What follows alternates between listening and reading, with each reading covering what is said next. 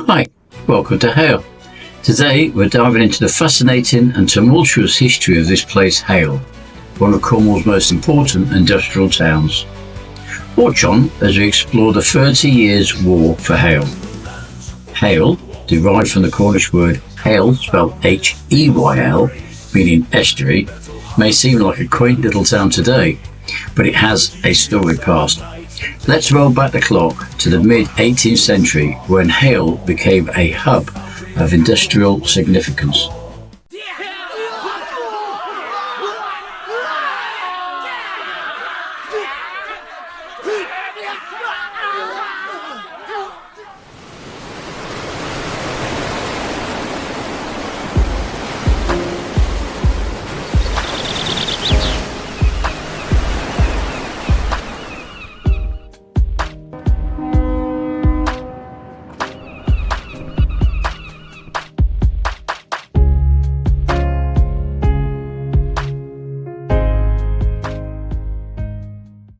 So Hayle's transformation was driven by two major enterprises.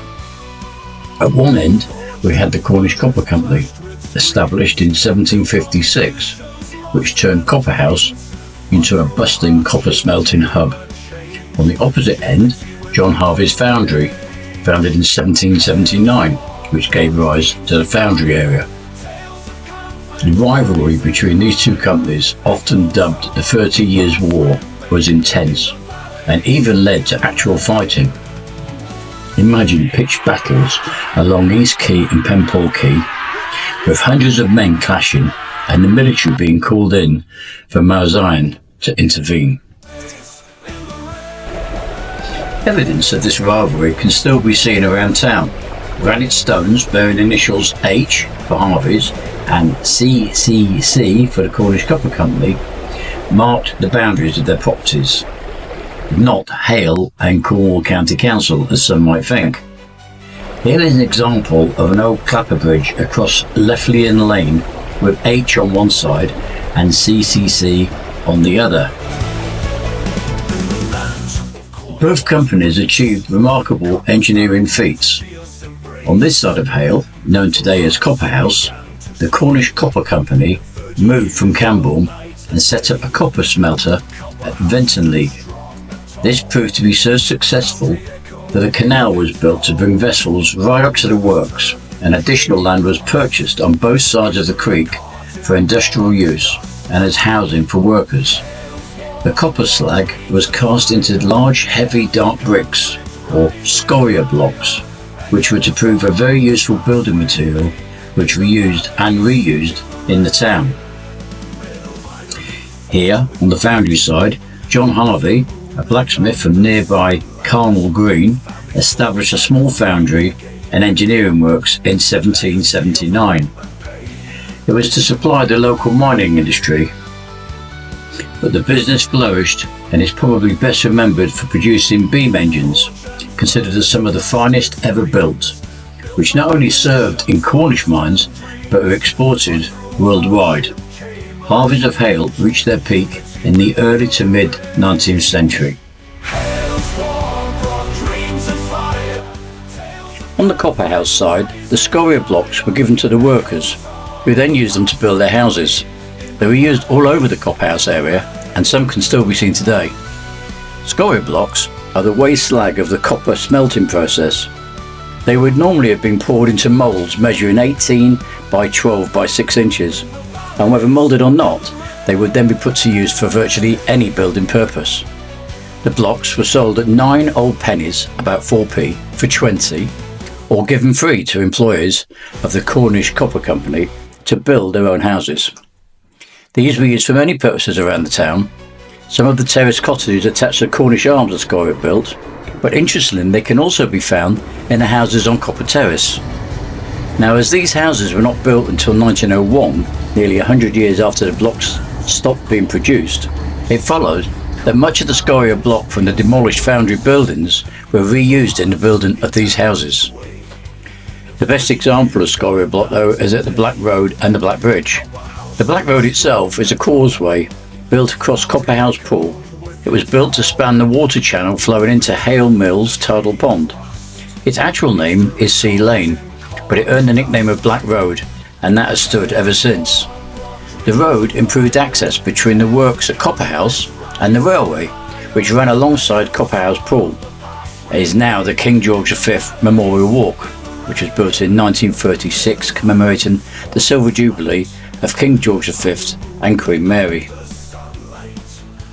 At its junction with the Sea Lane Causeway, the railway ran straight on across the marshes along what is now a footpath and ran over the bridge at Leflin, the oldest surviving railway bridge in Cornwall, built in 1837.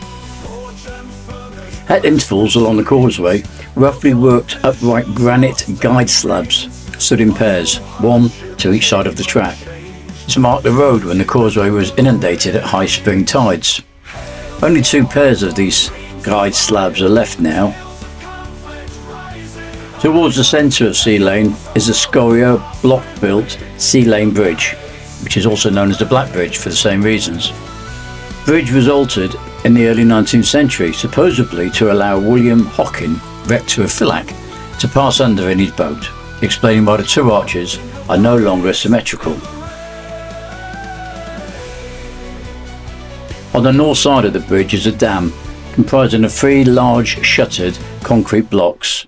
They're 0.6 metres thick and are 1.6 metres high. They're separated by 2 sluice gate gaps. The sluice structure is of Second World War dating and was built to store water for emergency firefighting purposes. In the land of Cornwall's grace, copper found its fierce embrace. Metal hearts began to sway in 30 years of night and day. Whereas on the foundry side, the company formed by John Harvey grew, but it was only when John's son Henry took over that business really flourished.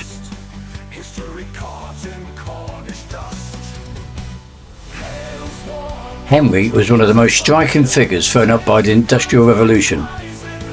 He and his brother-in-law, the mechanical genius Richard Trevithick. The essential parts of Trevithick's first steam road carriage in 1802 were made at Harvey's foundry, thus conferring on Hayle the honour of being the birthplace of the automobile.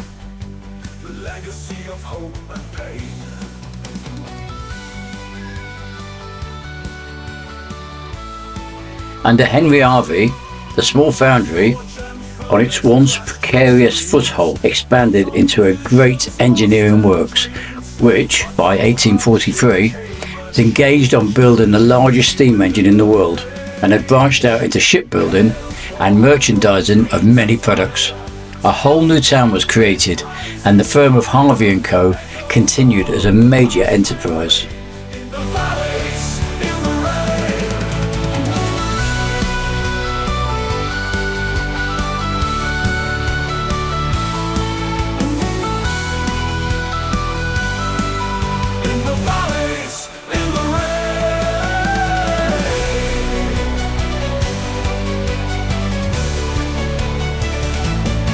In 1838, Henry Harvey built the impressive White Hart Hotel with its elaborate facade to provide more spacious accommodation for his growing business clientele. Beside it is the original 1824 hotel, which was built to provide a living to Sister Jane Harvey Trevithick, wife of the famous engineer Richard Trevithick. This building is now used as a Masonic lodge. Harvey's then opened the Harvey's Emporium, effectively the world's first supermarket, but he operated a company store policy. He paid his workers in coupons, forcing them to shop and buy all their provisions from the Emporium and prohibiting the development of any independent shops. This means that only Harvey's workers could use the Emporium.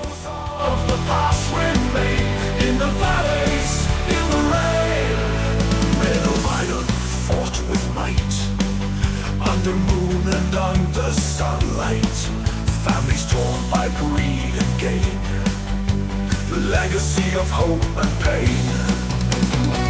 And here at the mill pond, the water system once powered a grist mill, grinding corn to feed the army of horses used by the foundry.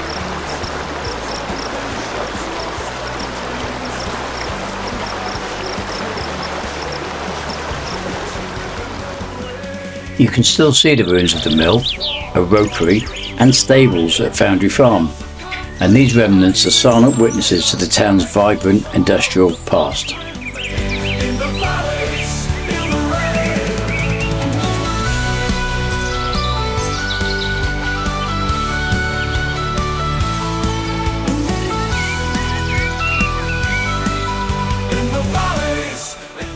Horses like Prince and Topsy were used at Harvey's foundry for pulling heavy metal parts, and here Prince and Duke.